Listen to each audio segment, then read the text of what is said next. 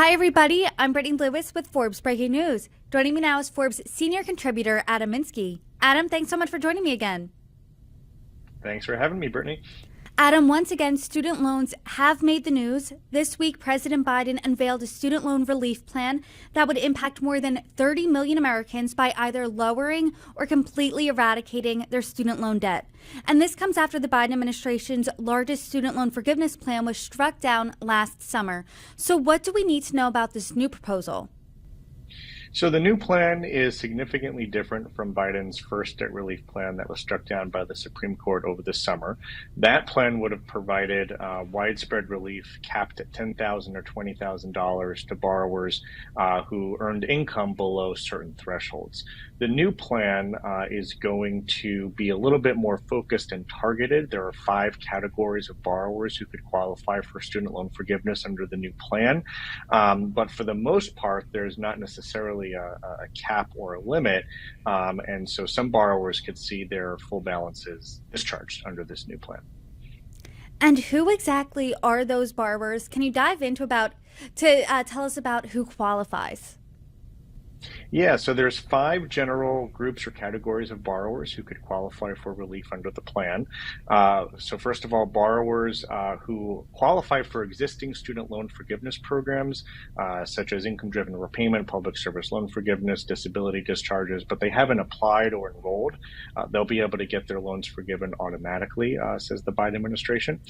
Category 2 are folks who have been in repayment for a long time. So this includes undergraduate borrowers who have been in repayment for 20 years or more, or folks with graduate school debt who first entered repayment at least 25 years ago.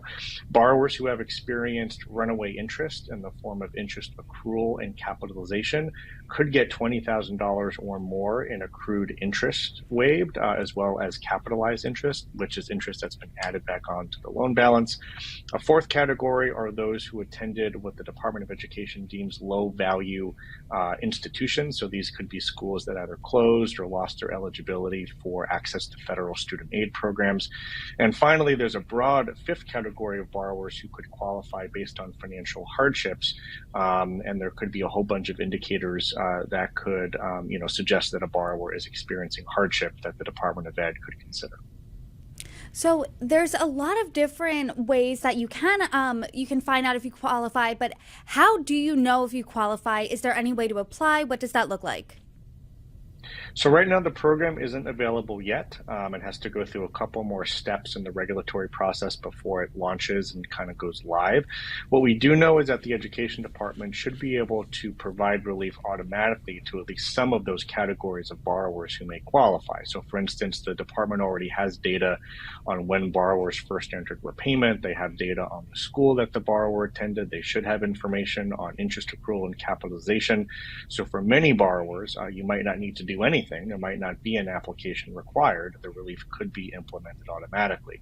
But for other borrowers, such as those who want to argue that they have a hardship that prevents them from repaying their student loans, that almost certainly will require some sort of application process, which has not been released yet, but hopefully we'll know more on that within a few months. As we said earlier in this conversation, the Supreme Court did shoot down President Biden's sweeping student loan plan back in June. Is there any indication this is going to either suffer the same fate or face any legal hurdles? The plan is almost certainly going to be challenged in court, much like his first plan was. That being said, this new plan is enacted under an entirely different legal authority, under an entirely different statute, which expressly allows the Department of Education to cancel student debt in certain instances, unlike the statute that underlied the first program. And officials hope that that might ground the program on firmer legal footing. The department also went through a formal regulatory process, which is typically required for programs under the Higher Education Act, which it didn't do for the first plan. And again, I think officials are hoping that that helps insulate the plan from legal challenges. But that being said, there almost certainly are going to be legal challenges. It's a major program. Student loan forgiveness is controversial in our highly polarized times. And so we'll have to see what happens in terms of when it likely goes before a court. This proposal does seem to be a bit slow moving, coming almost after a year after the last one was shot down in court. So is there any indication of when we could see it be officially implemented? So what has to happen next is the department first has to publish final regulations governing the program. That's expected to happen perhaps in May. And then after that, there's going to be a required period where the public can submit comments on those rules. After that, it's an open question as to when the program could be implemented. Some think it might not be implemented until 2025, but many observers think that the Education Department will use what's called early implementation authority, which could allow the program to go live as early as this fall. So I think that's sort of what many of us are hoping for is, around the fall, we might see the program get up and running. Student debt forgiveness, as we all know, has been a huge campaign promise under President Biden. So how much student loan debt has already been forgiven by the Biden administration? Yeah, so despite Biden's first plan being struck down by the Supreme Court, the Biden administration has still managed to cancel upwards of $143 billion in federal student loan debt for around 4 or so million borrowers, which is significant. It's unprecedented. What they've essentially done is improved, streamlined, tweaked, and fixed a number of existing federal student loan forgiveness programs, such as the income-driven repayment, public service loan forgiveness, the total and permanent disability discharge program. A lot of these programs were problematic for many years and had low approval rates. And basically what the administration has done is made some changes to these programs to make them more accessible and to make relief easier to get. And the result has been pretty significant. $143 billion is a large amount of debt that's been wiped out so far. You're the student loan expert here. How would you grade how President Biden has handled student loan forgiveness overall? I think it's hard to put a grade on it. What I will say is that I think that, President Biden has done more to alleviate student debt burdens probably than any other prior president. Again, 4 million borrowers have gotten their loans discharged, $143 billion approved.